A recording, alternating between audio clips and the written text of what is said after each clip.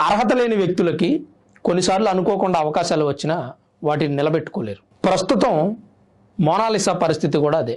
Mona Lisa అంటే ఎవరో మీకు వెలిగే ఉంటుంది. ఆల్రెడీ ప్రయాగరాజ్ మహాకుంభమేళాలో పూసలు అమ్ముతూ ఫేమస్ అయింది.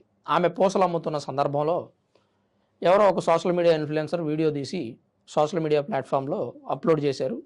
ఆ వీడియో ఆటోమేటిక్గా వైరల్ అయింది. ఆమె కళ్ళు బాగుండడం, ఆమె రూపం బాగుండడంతో, అందంగా ఉండడంతో కొంత వైరల్ అయింది, పాపులారిటీ సంపాదించింది. తద్వారా సినిమాల్లో కూడా అవకాశాలు వచ్చాయి. ఇప్పుడు రీసెంట్గా ఆమె సోషల్ మీడియాలో వైరల్ అవుతుంది మళ్ళీ ఇంతకాలం తర్వాత. కారణం ఏంటంటే ఆమె ఫర్మాన్ ఖాన్ అనే ఒక ముస్లిం యువకుడిని పెళ్లి చేసుకుంది.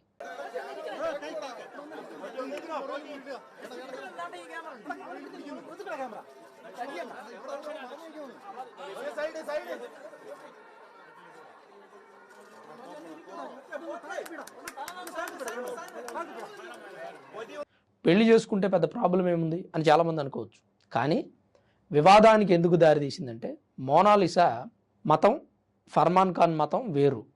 అలాగే ఈ పెళ్ళి అనేటువంటి అంశంలో లవ్ జిహాద్ అనేటువంటి అంశం కూడా తీసుకొస్తున్నారు.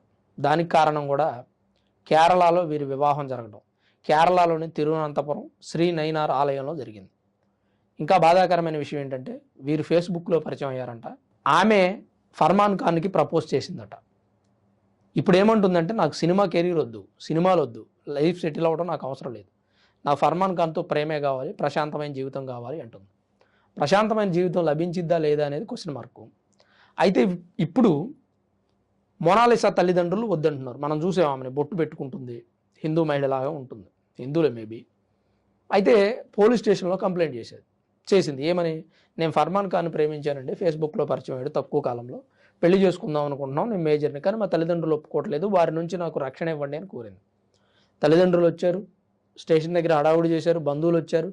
తల్లిదండ్రులు కన్నీళ్లు పెట్టుకున్నా కానీ మోనాలిసా నాకు ఫర్మాన్ ఖానే కావాలని వెళ్ళిపోయి తిరువనంతపురం ఆలయంలో పెళ్లి చేసుకుందాం. వీడియోస్ కూడా మనం చూడొచ్చు.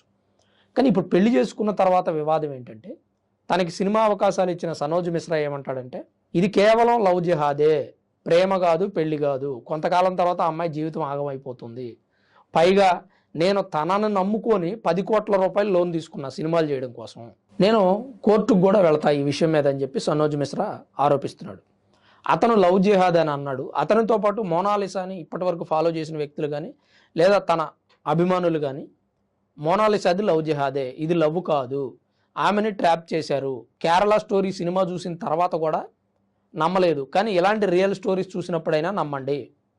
మహారాష్ట్రకి చెందినటువంటి ఫర్మాన్ ఖాన్ కేరళలో ఉండడం ఏంటి, కేరళలో ఈ హిందూ అమ్మాయిని టార్గెట్ చేయడం ఏంటి, ఈ అమ్మాయిని మ్యారేజ్ చేసుకోవడం ఏంటి అనేది ప్రస్తుతం చర్చనీయాంశంగా మారింది.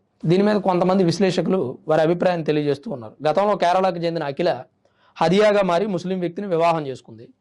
ఆ తర్వాత ఆమె తండ్రి అశోకన్ న్యాయ పోరాటం చేశారు. ఆమె ఇస్లాం వైపు వెళ్ళడానికి కాలేజీ రోజుల్లోనూ ఆమెకు పరిచయమైనటువంటి స్నేహితులు మరియు అక్కడ ఉన్నటువంటి కొంతమంది కమ్యూనిస్టులు, లెఫ్ట్ వింగ్ ఐడియాలజీ కలిగినటువంటి వ్యక్తులు ఆమెను మైండ్ మార్చి ఇస్లాం వ్యక్తులకు పరిచయం చేశారు. ఆ తర్వాత మ్యారేజ్ చేసుకుని వెళ్ళిపోయింది. ఆమె జీవితం ఆగమైపోయింది. అలాగే జార్ఖండ్కి చెందిన ఆశా వర్మ అనే యువతి కూడా కేరళకి వెళ్ళి అక్కడ కమ్యూనిస్ట్ పార్టీ కార్యకలాపాల్లో చేరినట్లు వార్తలు వచ్చాయి.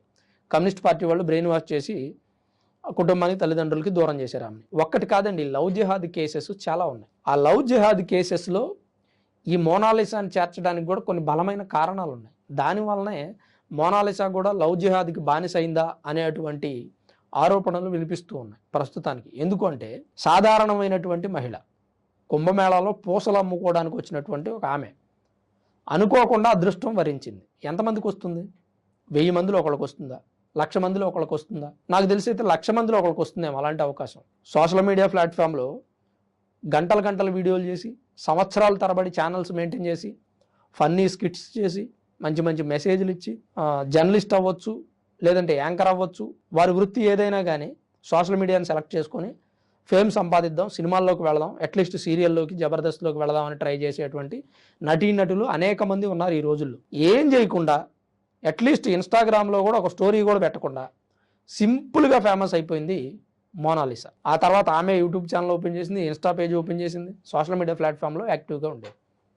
ఆ ఫేస్బుక్ ఎప్పుడైతే తను వాడడం మొదలుపెట్టిందో అప్పుడు ఈ ఫర్మాన్ ఖాన్ అనే వ్యక్తి పరిచయం అయ్యాడు. చూడండి ఒకసారి, అంత సింపుల్గా ఫేమ్ సంపాదించి ఇప్పుడు లవ్ జిహాద్ వలలో పడి కెరియర్ మొత్తం నాశనం చేసుకుంది. పెద్ద హీరోయిన్ అంటే శ్రీదేవి గారు లాంటి పెద్ద హీరోయిన్ అవుద్దని నేను చెప్పను, లేదంటే శ్రీదేవి గారి కూతురులాగా అవుద్దని చెప్పను. ఒక సాధారణమైన హీరోయిన్ లాగైనా అవుతుంది కదా, సాదాసీదా హీరోయిన్ లాగైనా సినిమాలు చేసుకుంటుంది కదా. సినిమాల్లోకి వెళితే హీరోయిన్గా మంచి పేరు ఉంటుంది. తెలుగులోకి ఒక్కసారి ఆమె లాంచ్ అయిందంటే తెలుగు ప్రేక్షకులు ఎంతలా ఆదరిస్తారో మనందరికీ తెలుసు. అలాంటి ఒక ఫ్యూచర్ ఉన్నటువంటి అమ్మాయి ఈ ప్రేమ వలలో పడిపోయి నేను పెళ్లి చేసుకుంటాను. ఇప్పుడు తను ఎలా ఉందంటే పెళ్లి చేసుకోవడం సమస్య కాదు, అసలు నాకు సినిమా కెరీరే వద్దు, నేను తనతోనే ఉంటాను, తనే నాకు లైఫ్ అంటుంది.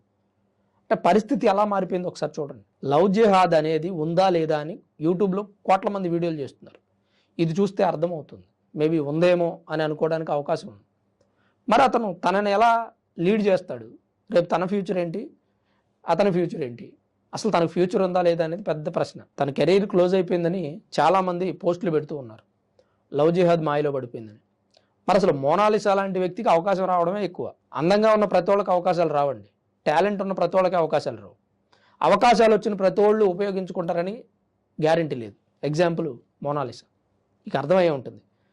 టాలెంటు గుమ్మడికాయ అంత ఉంటే సరిపోదు, అదృష్టం కూడా ఆవగింజ అంత ఉండాలి అని చాలామంది సినీ విశ్లేషకులు చెప్తూ ఉంటారు, సినిమా కవులు కూడా చెప్తూ ఉంటారు. కారణం ఏంటంటే అదృష్టం. తనకేమైందంటే గుమ్మడికాయ అంత అదృష్టం ఉంది, కానీ ఆవగింజ అంతా టాలెంట్ లేదు.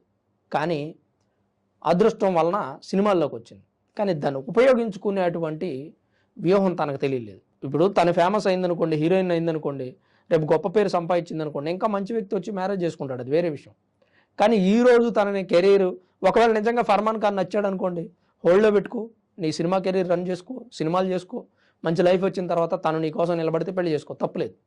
కనీసం నువ్వు ఒక 10 సినిమాలు చేయలేదు, మంచి స్థాయికి రాలేదు, సోషల్ మీడియాలో ఫేమస్ అవ్వగానే ప్రేమ అనేటువంటిది కావాల్సి వచ్చింది, వెళ్ళి పెళ్లి చేసేసుకుంది. తల్లిదండ్రులేమో పాపం ఓనరు పెట్టి ఏడుస్తూ ఉంటారు వాళ్ళు, ఈమెమో పెళ్లి చేసుకుని వెళ్ళిపోతుంది. పెళ్లి చేసుకుని వెళ్ళినా పర్లేదు, రేపు తిరిగి వస్తుందని గ్యారంటీ ఉంటే వాళ్ళు ఏడవరు. ఇప్పటికే లవ్ జిహాద్ గురించి వాళ్ళ తల్లిదండ్రులకు కూడా తెలిసే ఉంటుంది, అదే జరిగిందేమో వాళ్ళు కూడా భావిస్తున్నారు. చాలామంది వెల్విషర్స్, అంటే మోనాలిసా వెల్విషర్స్ కూడా అదే చెప్తా ఉన్నారు. మరి మోనాలిసా వివాహం మీద మీ అభిప్రాయం అంటే నిజంగా లవ్ జిహాద్ ఉందంటారా, అబ్బాయి అదేం లేదు బ్రదర్ ప్రేమించి పెళ్లి చేసుకుందని అంటారా? తప్పకుండా మీ అభిప్రాయాన్ని కామెంట్ రూపంలో రాయండి. అలానే వీడియో చూస్తున్న ప్రతి ఒక్కరూ దయచేసి లైక్ చేయండి. Thanks for watching this video. This is Ram signing off Sampath studios.